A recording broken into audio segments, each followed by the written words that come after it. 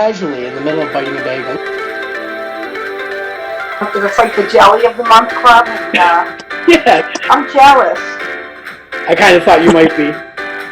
You're the Florida version of Sex in the City, JD. Never say never.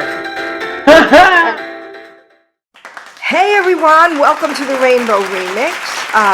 I am so excited to have Franco Stevens as our special guest today. Thank you for being here, Franco. Thanks for having me on. Oh, this is awesome. Denise, unfortunately, will not be here today. She's going to be taking a little bit of time off for the summer. So here we are. So it's just us today. But anyway, I'm excited to have you back. We had you back. We had you on here once, like when we first started, like I would say in that first year that we first started. And I have to say, I'm very starstruck because I'm such a fan of all of your work and everything you've done in the community, and the courage it took you just to get right out of the chute to get this whole thing started. So thank you for coming back. And I know you're back fresh from Women's Week. How did that go? Women's I think Visibility Week? Was that the official? lesbian, you got to say the word Oh my lesbian gosh, visibility right. week.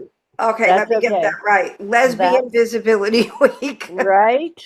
Yeah, I mean, and part of the reason why it's called Lesbian Visibility Week is that word was kind of disappearing. But let's talk about what happened during the week. It was Yeah, an that's incredible success. The Curve Foundation sort of hosts Lesbian Visibility Week for all of the US and now Canada.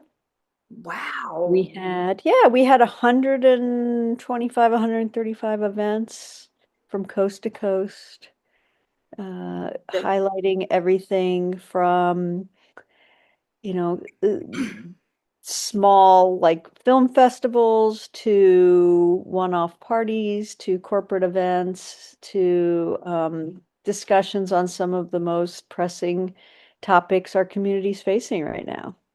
And for Wow. me, right now, one of the most pressing things that's happening right now is my dog is playing with his ball. So if you hear the little bouncing in the background, Aw. That's that's very, him. Yeah. very much appreciated here. I just love animals and particularly dogs, so that's awesome. He can certainly be on the show if he wants to be a guest as well. He can come on. Usually Denise's cat is like coming somewhere around the top and you see the whiskers like right there. So, I love that. I love that. so where was Lesbian Visibility Week? Well, like I was saying, it was coast to coast, and Okay. there was about for the 125 plus events we did, I would say it was in close to 50 cities and towns Oh, that's across North amazing. America. Yeah. And it was great because we're now starting to see a lot of organic stuff of Lesbian Visibility Week happening uh, without us even knowing about it, which is the whole idea is that it really catches on and becomes time for the LGBTQ plus women in our community. Yeah, that I mean that's amazing. I thought it was in one state or one particular city, so that's so cool that this is like across the country. Yeah. Um, Now, is this a Curve community event? So all the events that we personally do are free to attend. Mm-hmm. And we have our hands in, over 100 different activations that we're doing. We have the Curve community online on Facebook. Mm-hmm. And so a lot of people find out about things through that. We also have our email newsletter. We have a whole partner network.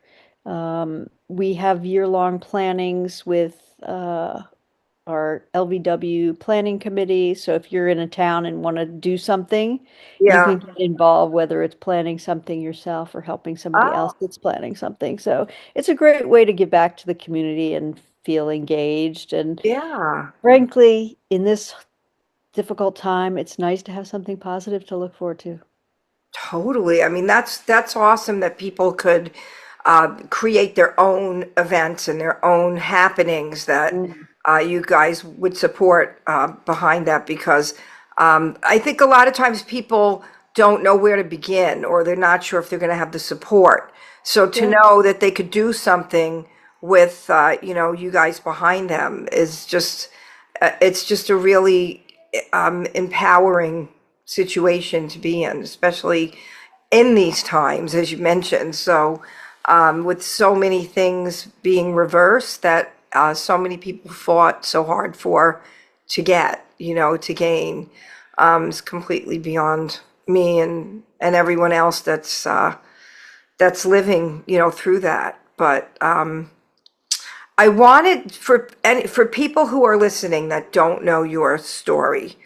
I think it's the most fascinating, inspiring. Denise said I say that word too much, but we have so many cool people on the show. I'm always inspired by trailblazers such as yourself. And I mean, when I heard your story, years ago, I couldn't. I was like, wow, like I can't even. It's like it's courage, it's fearlessness. So can you share what happened and how you started the magazine for those folks that don't know how that happened? Absolutely. Well, it's also the feature of Ahead of the Curve, which is a featured documentary that people can watch. Yep. And I got the idea to start the magazine in the late 80s because I didn't see any media representation that I saw myself in. I wanted to, as a newly out lesbian, I wanted to see myself reflected. I wanted to know what was I supposed to wear? Who were the women I was supposed to know about? Hmm. The culture and the stories and the game changers. And I thought, oh, somebody should really create that magazine. And then I realized, you know what? If I just keep saying somebody else should do it, it's never going to get done. So as a 22-year-old, I staked my claim and said, you know what? I'm going to start this magazine, even though I have no idea what I'm doing. I love that. I Mhm. love that. So here you are. I didn't realize you were so young. I mean, I knew you were young, but 22. Wow. And you had kind of a backstory before that, right? I mean, you had your own personal struggles leading up to that you overcame.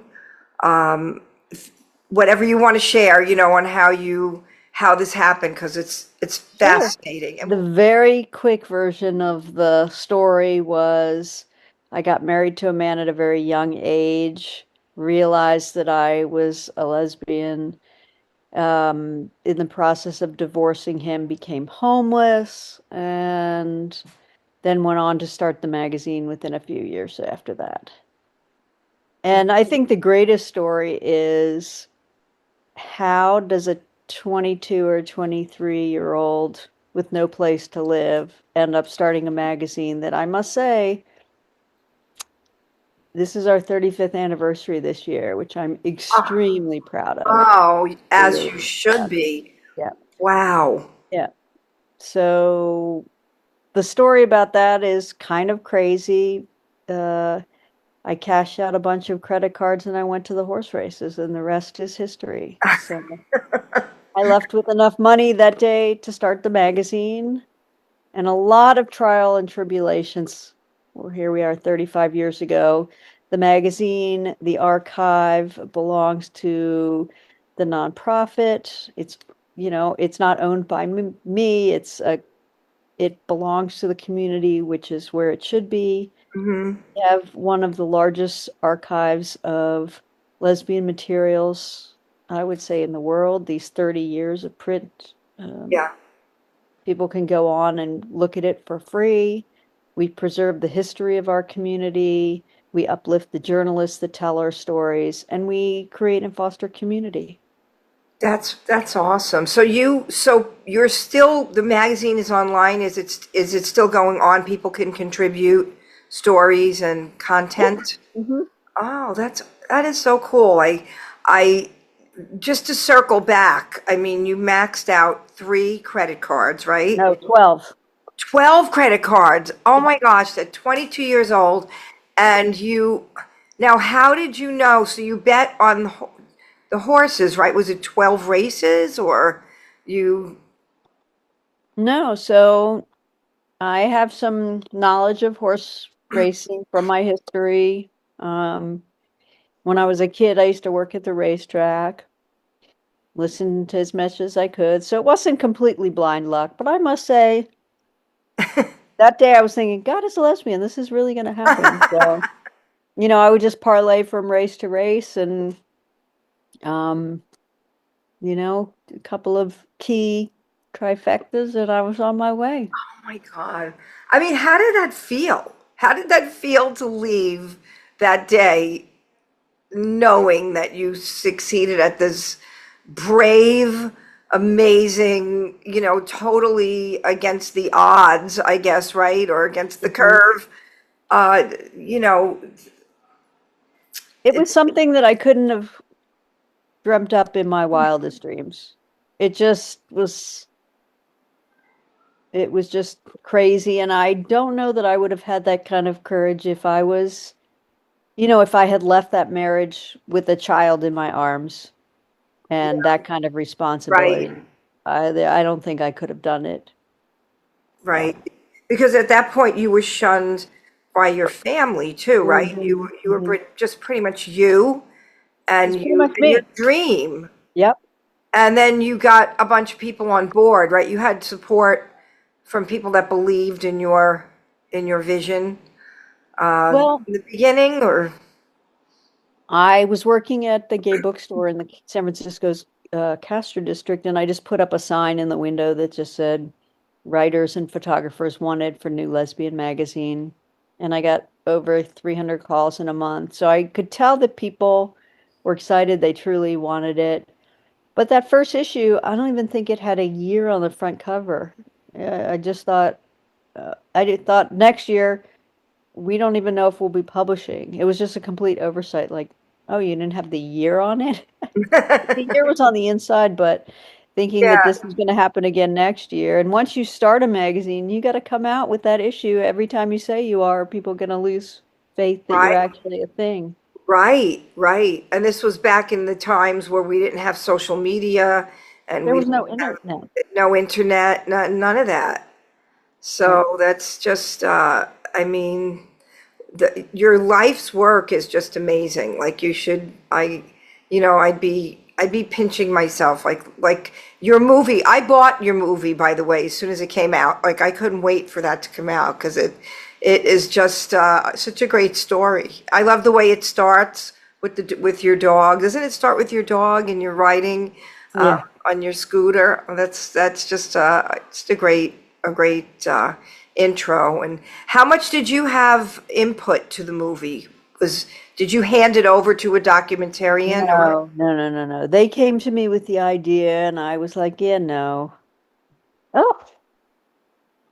Um, and I said no, because I don't like to be in front of the camera. I much rather be behind it. Yeah, And, you know, after a little bit of this is an amazing thing, you should really share it with the world, I was like, okay, here's some things I don't want to talk about.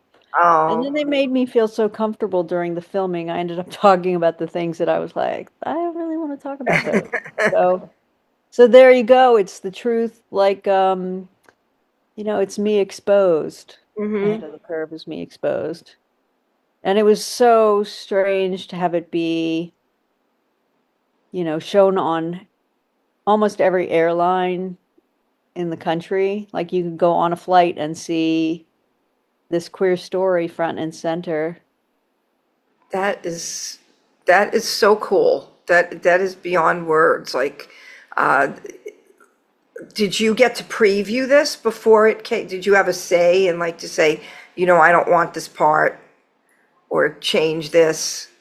No, I didn't really. When you sign those things, you Yeah, pretty much, you know, you. I trusted the people that were making the movie. yeah. I just saw Janice Ian. She was down here doing a like a Q&A and a meet and greet They showed her movie Breaking Silence. I don't know if you've seen Uh-huh. it. Mm-hmm. Great. What a story she's got. Again, a brave young person going against the music industry as she did. And so she was there to do a Q&A and talk about the movie. She doesn't perform anymore because she has some vocal scarring on her vocal cords. So I got to meet her. It was great. It was amazing. But she mentioned that they wanted her to do this documentary, and she really didn't like the idea of this, but someone came to her, and it was actually during COVID. So she wouldn't let the woman come near her, like to come to her house or anything. And she's like, I'll wear a mask. And she's like, nope, you're not coming in, you're not coming within 35 feet of me or whatever she said, but we'll talk about it over the phone. And she eventually gave the trust to this woman to do the documentary.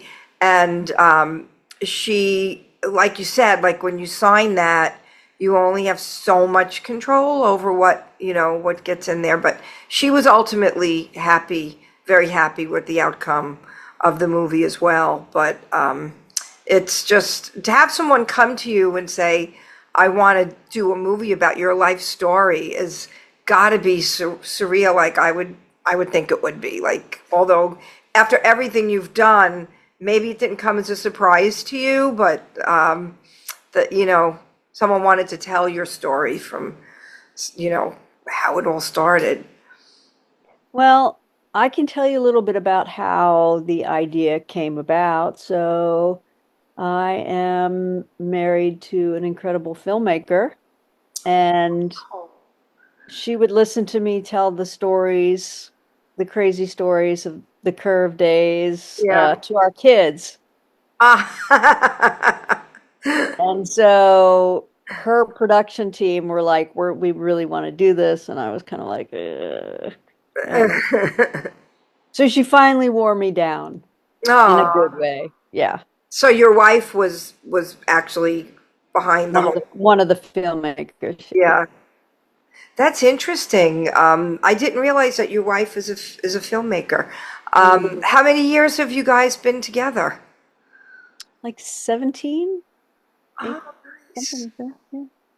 That's great. It's very hard to keep relationships in these times. Any gay, straight, and otherwise relationships are difficult. So when people can do that and uh, actually, like you guys, do you work together on a lot of projects? No, we not really.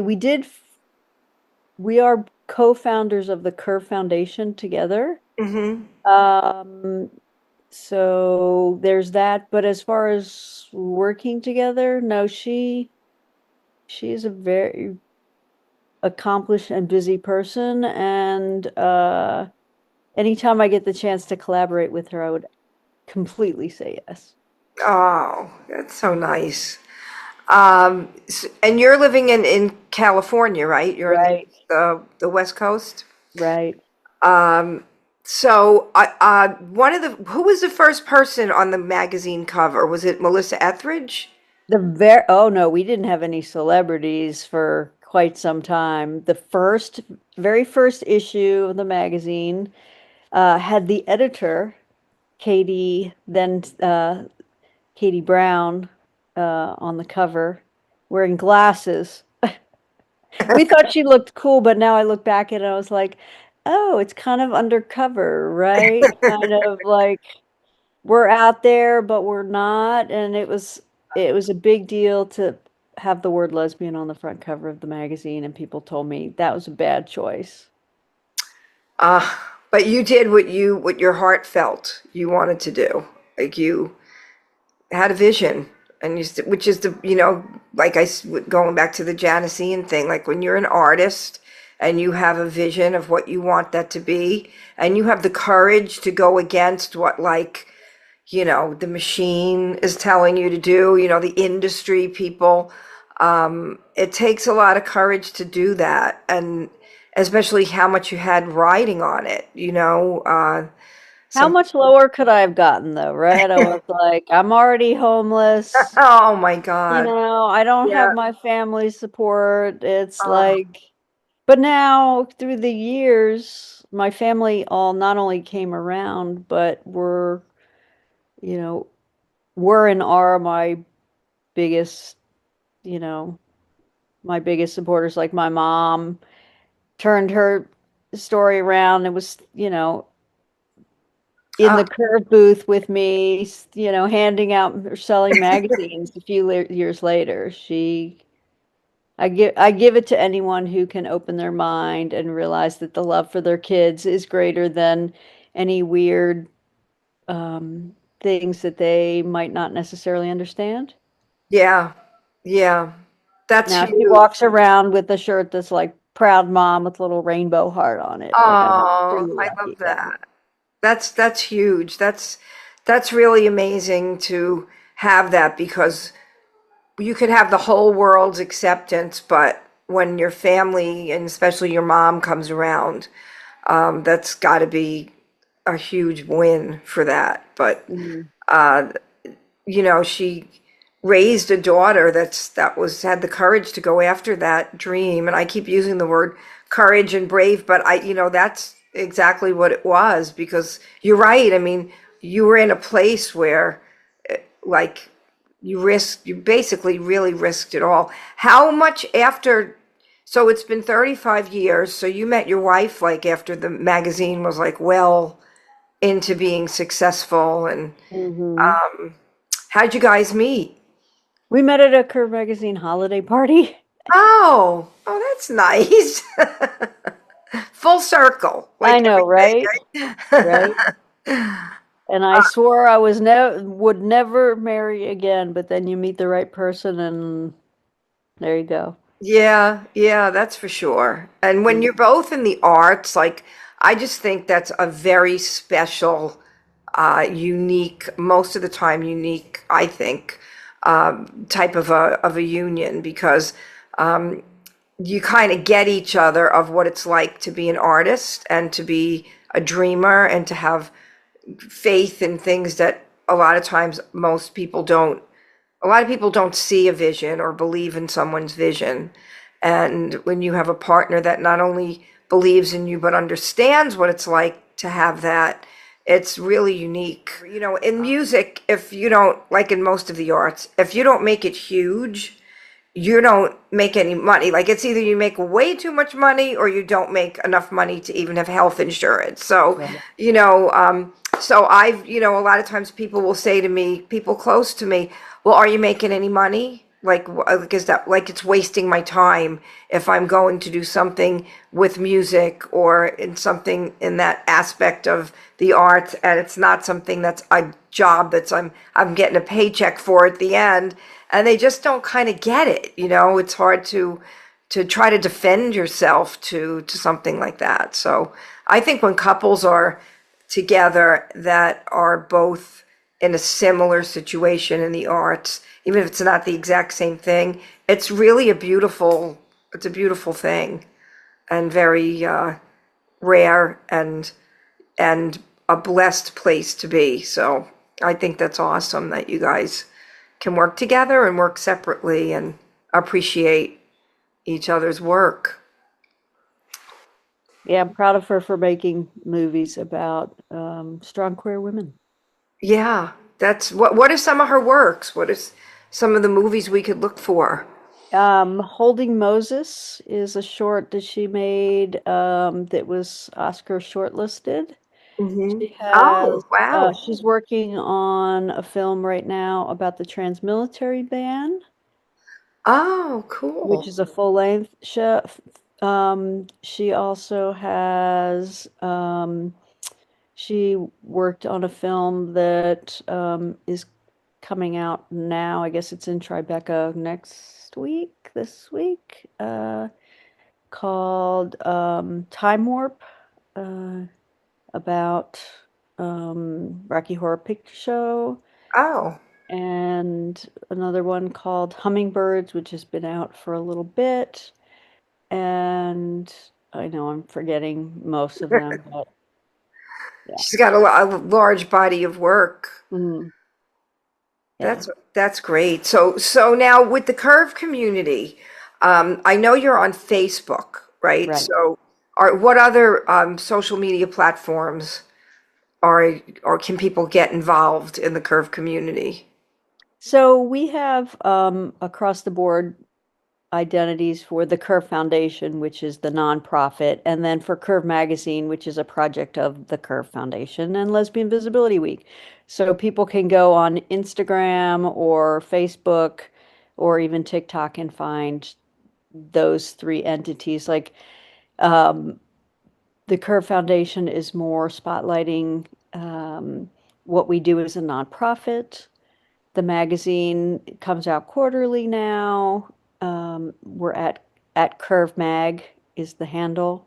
Uh-huh. Uh, and then Lesbian Visibility Week, USA is for the for Lesbian Visibility Week. So people can go on any one of those and see what we're up to. They can sign up to get our email newsletter. It's free. And find out all these cool events. Like, I don't know when this episode is airing, but in a couple weeks, we're going to do a, we do these kind of live book. They're kind of like a book club, but a lot of times we feature, um, so we're going to have Jenny Hagel. I don't know if you know her. Uh, Jenny, uh, we're going to have Jenny Hagel, who writes for Seth Meyers. She has a new book out. oh, If you're on Instagram, I don't know, my Instagram feed features her a bunch. She comes on late night with Seth Meyers and does some lesbian skits. And we're gonna have her in conversation about her new book with Murray Hill. Uh, oh, Murray Hill. yeah. Yeah. And we just did a film club with Donna Deach and her 40th anniversary of Desert Hearts being interviewed Oh, by Jane Lynch. Uh, wow. Oh, that is so cool. I love that movie, Desert Heart. I saw that in the movies way back when it was first Right? out. Did not expect that content to be on the big screen. It was great. Yeah, it was great. It actually was the first lesbian movie I ever saw that had a happy ending. And so Jane Lynch interviewed the filmmaker Donna Deach on one of our Curve community events a couple, maybe like a month ago. Yeah. And Jane Lynch was like, I must have watched that film 50 times. I'm like, you got me beat. Yeah. Yeah. You know what? You're right. It was the first lesbian movie, and especially on the big screen, that had a happy ending where the woman didn't go back to the guy, like Exactly. Personal Best. I Or hated that die. Or ending. kill somebody. Right, or Yeah. die or kill somebody, right? I saw Personal Best when I was in college, and I hated the way it ended. Like, that maybe back then that's the way they had to make it end, and but I think that when I saw Desert Hearts, I guess Desert Hearts was like what, a few years later, at least maybe 5 years later, maybe not even that long. Yeah, that's so cool that that you've resurrecting that type of, because that's history. That's so, Right? that's stuff that people now, like younger women wouldn't know, like, because it's so different now for young people than it was when we were younger. Yeah, it's different, but in a way, like you can go on, Instagram or whatever and see all these lesbian imagery but it's a lot less personal. Like when we were trying to get the word out for the magazine, the only way we could do it is drive from town to town with copies of the magazine and meet the people who are potential readers. Now it's a very swipe oriented, Right, culture and right. it's a different time. So,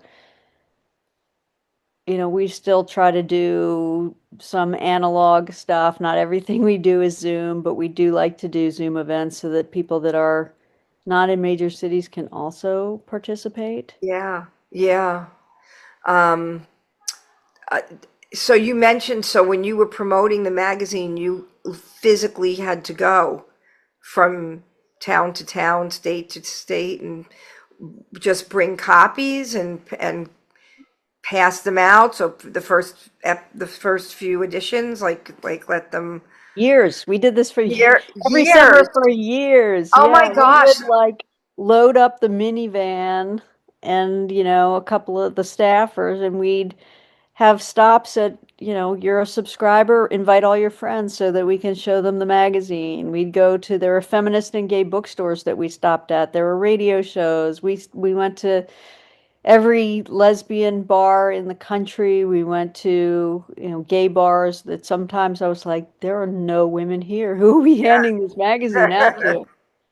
So But that that, was the way we connected with one another. There was yeah, there was nothing else. There was no other way that I knew of yeah. to So reach so our potential audience. so I guess you had advertisers that supported this. Is that how you were able to financially go give the magazine away to get the word out? Well, we usually sold the magazine, but Oh, you when we were did. due on promotional, I mean, the magazine had a cover price of like $4 or $5. Okay. But when Okay. we were trying to get people interested in the magazine, we might give them a free copy or a free back issue that I had, Yeah. stored in my living room. Yeah. Yeah. And we just really wanted to get the magazine into people's hands. And how we made the magazine viable for so many years was through subscribers, first and foremost. Um, then through advertisers. It took us about 5 years to get a national advertiser to start getting celebrities uh, Oh. interviews on the cover and in the pages of the magazine. And then once online dating kind of became a thing, we had a very popular online dating site Oh. that Okay. basically funded the magazine for years. I was going to say that was a novel, not, that was something new that would be a good attraction for people because it Hmm. must have been hard for women to meet other women unless you went to bars and, you know, um, which I wanted to ask you, like, what do you think about the fact that, I mean, I've seen a lot in the news, in the lesbian, I don't know, culture news, if you want to call it that, there are the lesbian bars are just going away. Like there hardly are any left in the country. And what are your thoughts on that? Do you think we can resurrect that and start bringing clubs back? Well, I think we're really lucky to be in this era of women's sports bars Mm, that are yeah, not exclusively lesbian bars, yeah, but are creating these gathering spaces where lesbians feel comfortable, accepted, and welcomed. yeah, yeah. So Um, whenever we can, like we do tons of events throughout the year at different mhm. sports bars, women's sports bars around the country.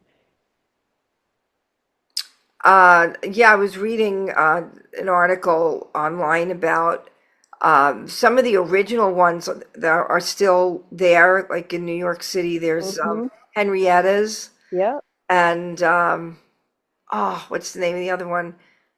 Rubies. I think there are two in New York City that are iconic. But I've always had a personal theory about that because when I was playing uh, music and I was trying to look for lesbian bars to play in down here, and there were hardly any that were, around to play.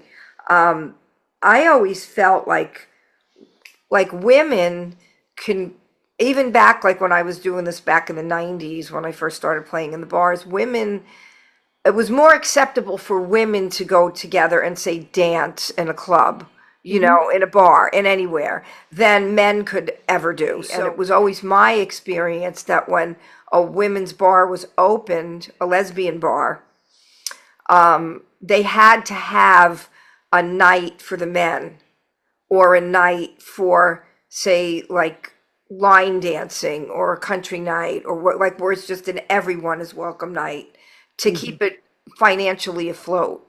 Mm. So I just don't know what the answer would be, but it would be nice to see the bars coming back. Yeah, I mean, if we want bars, we have to support them. We have to support them, It's like exactly. magazines. If you want a magazine, you have to support it. Yeah. And I think women tend to get nesting. So like once two people meet, like now they don't like to go out anymore. Like now it's just the two of them and they stay home and watch Netflix and stuff. I know that sounds kind of cliche, but I know a lot of my friends are like that. So I'm sure you've seen a lot of change since you started the magazine till now in what's happening in the say in the Curve community space with people who do you have contributors you said to the foundation, or do you have a weekly or a monthly type of a thing where people could So, contribute stories? so we have the Curve community on Facebook where people can just contribute, whatever, like they can contribute there, which other people will read. Um, it's like a proper Facebook group. It's not for like, we have one day of the month where we let people do self-promotion. So Uh-huh. if you're selling Oh, that's something nice. for the community or that kind of thing, there's the third Saturday is reserved for that. And then we have the magazine itself, which is digitally online and comes out quarterly. And it's the same as any, pitch the editor kind of Oh, story. And then the editor curates what they're going to have in each issue of the magazine. And it's a combination of new material, look at stuff we've done in the past and how it is evolved today. And, sometimes there'll even be like, uh, you know, flat out retrospective of articles that we've done in the past. is there something else you want to talk about or promote, like while you're here, to let people know about what's happening in with your work and in the community?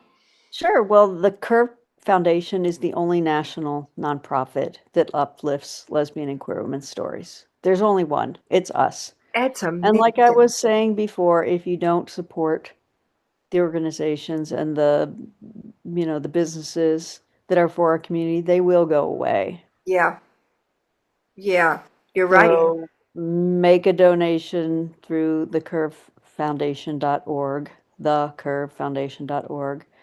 Follow us on our socials. Sign up for our email newsletters. We do tons of events that are free. And they can find out about that in the Curve community. Or in the email newsletter is a Oh, great right. way. Yeah, Because we so also high spotlight, lesbian businesses you should know about, and some that. of the women in the community that are unsung heroes, and Yeah. the new films. We have the Curve test where if you want to find a film to watch, you can look and see how it stacks up, uh, you know, how it stacks up to the Curve test, which let people check it out and see what that is. Um, and we want it to be truly a grassroots organization for our community Hmm. and to continue doing the work of what Curve Magazine started 35 years ago. I love that you support, you have your one day, would you say one day a week that One people day a do, month, we one day have. a month to say what your business is? Mhm. That is so great. I mean, like it's a place where lesbians or women in general could find out about other women-owned Mhm. businesses and support is such a big part of it. And obviously to support your magazine and your community, your foundation, is so important that we stay together. I think that's part of the reason why the bars went away. People weren't supporting them, like you said. And uh, I just was at an event 2 weeks ago for it was a promotional event for a new tequila that was started by a woman. The company is ran by women, and the tequila was formulated for the palate of a woman. So it's called Biatch tequila, and they have like these really pretty bottles, and they're shaped like lips, and it was just an amazing. And the woman that started it was there, and it was just so cool to meet her. She's going to be on the show in a couple of weeks, and she's out of Atlanta, but it was really nice to see that. And I have to say, I'm not a tequila person, and that tequila, I didn't even like. It was so good. I really enjoyed the drink. I didn't know I was drinking tequila. I thought it was vodka. So it was like, you know what? I think she's on to something. This is formulated for a woman's palate, because I'm really enjoying this, and I don't generally like tequila. So we have to stick together and like support each other. It's just so important. And I love that you're still doing it. The fact that you have tirelessly, I mean, this is obviously tireless work, that you're doing it all these years, and you found another way to do it in a world where everything went digital is just really so cool. I did want to ask you something else, because in the movie, Melissa Etheridge did a cameo, or she was interviewed for the movie. How did you get, how long into the magazine were you out? Did you get her to be, because that was her, like her heyday, right? I mean, she was Mm-hmm. just out. She probably had I'm the Only One, Yes I Am album Mm-hmm. out. So Mm-hmm. how did that work? Um, she agreed to be on the cover of the magazine fairly early on. Like that was like our first celebrity interview, and she's always been a wonderful supporter of our work. And um, in turn, I will always be grateful for the exposure that she's given us. And uh, you know, a pinnacle for me during this Lesbian Visibility Week was when we had the Dykes on Bikes um, ride into the New York Center, with the vroom of the So of the cool. motorcycles with the lesbian flag. The executive director took the lesbian flag up to the top window, and um what is this horn? The Trumpet? Was it a trumpet? trumpet played. Lesbian on the trumpet played. Melissa Etheridge, come to my window, and the flag came out of the window, and I thought, Oh, now that's a full wow. circle story. That is a full circle story. That is so cool. When you were on the show the last time, I had brought up to you that in the L Word, the next generation, that they had Alice. They were Hmm. like playing, I don't know, ping pong or something, and then there was the Alice, and it said Curve magazine. And you didn't know that they did that, right? You didn't know about that. Yeah, I think they must have gotten, I'm sure that they got the rights to do that. They're very Yeah, good at that about right. that. But there Yeah. was also a storyline about Curve and Alice being trying to submit an article, I think, for the magazine and Oh. having a run-in with, the editor who had a funny name, and it was a great Uh, way to bring the magazine into oh the L yeah. storyline. Was Yeah. that in this one, or was that in the older L Word, that I I storyline? want to say it was in the original L Word. Yeah, I'm thinking it was in the original. I think maybe because I watched the new one more times than I watched the original one, because back then, I guess I didn't get Showtime or whatever channel it was on, and I really didn't know what it was all about. And, I just was never home at that. I don't know, I just never really watched the original one. Then Yeah. when the new one came out, of course, I went way back and watched every single one of the original ones to catch me up 20 years later or 25 years later. And when I saw that, I was like, I wonder if Franco knows that they did that, because that was really a cool, subtle thing, that was fabricated, that she was supposed to have been on Curve magazine.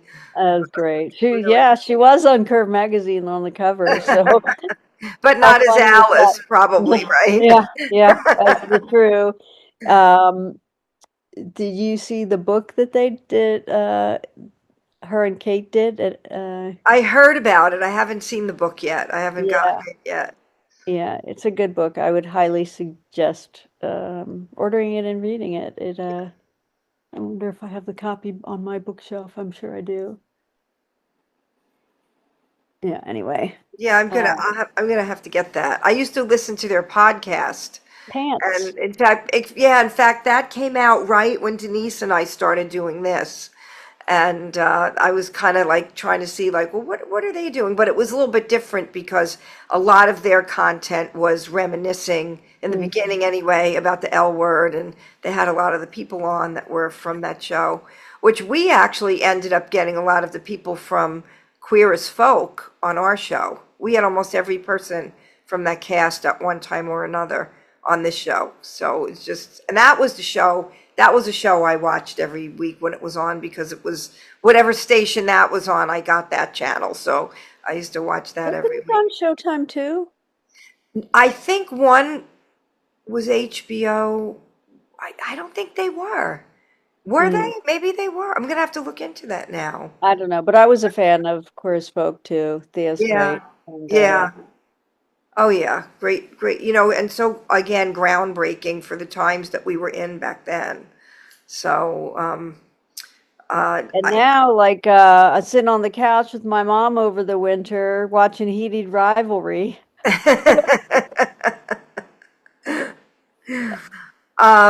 so you are still going strong with everything that we just talked about with Curve and the foundation, the community. Are you looking like to retire at any time soon, or are you Oh, just like, I am retired. are you? Yeah, yeah. Yeah. I So, am.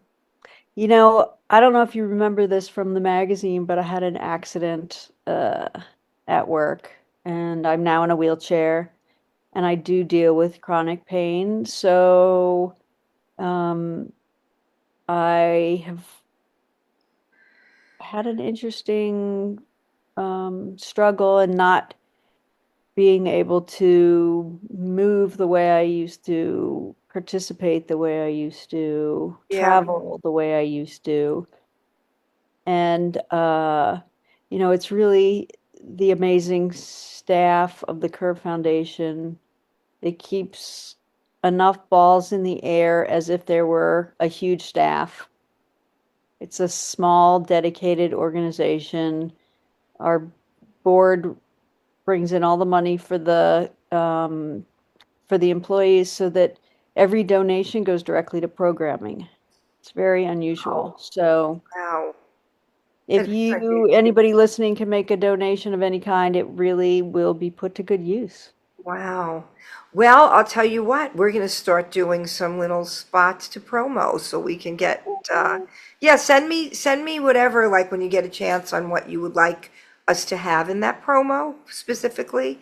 And we will definitely get the word out because it's so important that with your work, the work you've been doing all these years and still continue to do keeps going because there's not, I don't know that, like, you're right, it's not, there's nothing else. I mean, it's still like a one of a kind, really needed publication. Would you call it? I don't know if they call it a publication or Yeah, I would call community. us a publication, but we're so much more than that. Like, Right, yeah. our program, elevating emerging journalists, we've had what, 50 journalists that we've uplifted in the last little bit, and they've gotten mentorship, a year-long mentorship. They've gotten training. They've got Wow. connections.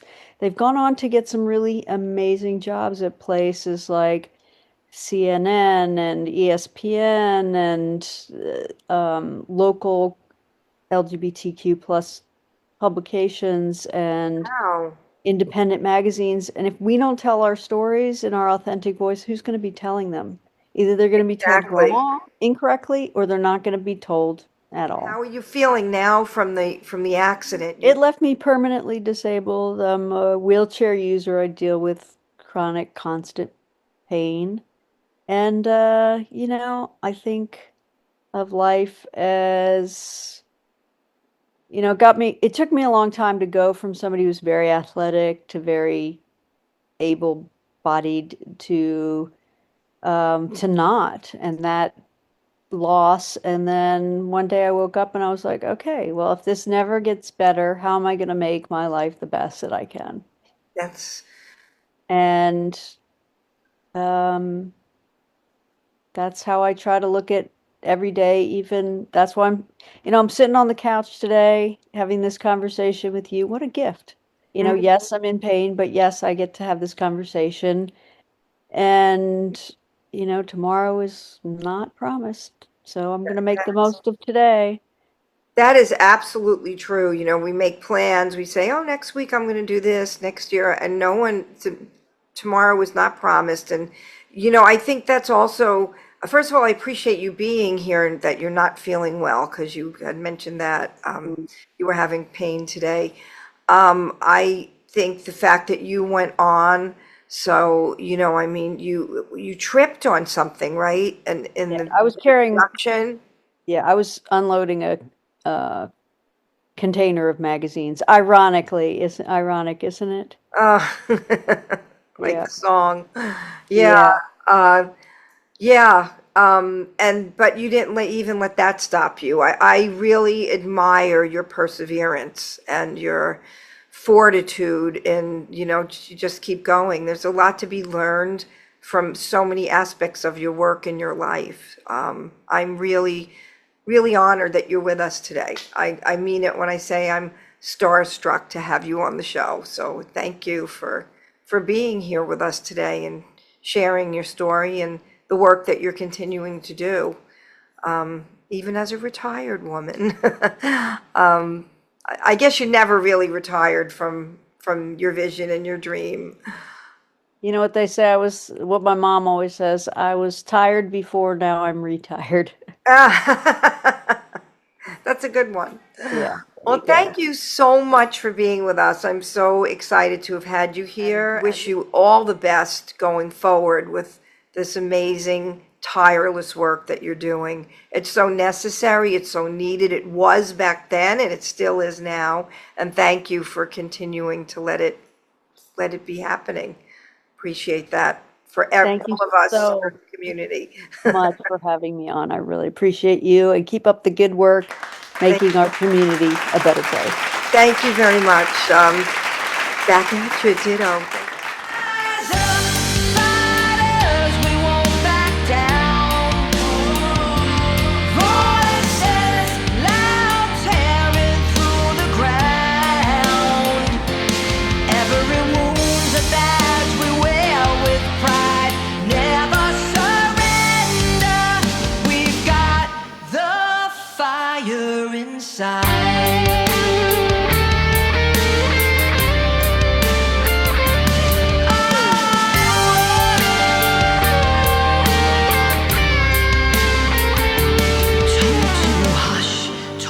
Too loud, but we scream and we'll never bow. Tears and scars forge this steel. No more doubts, this power's real. We are unbroken, we're the storm. All their rules, we've torn apart the norm. No apologies, hearts ablaze, we're the sun, we're the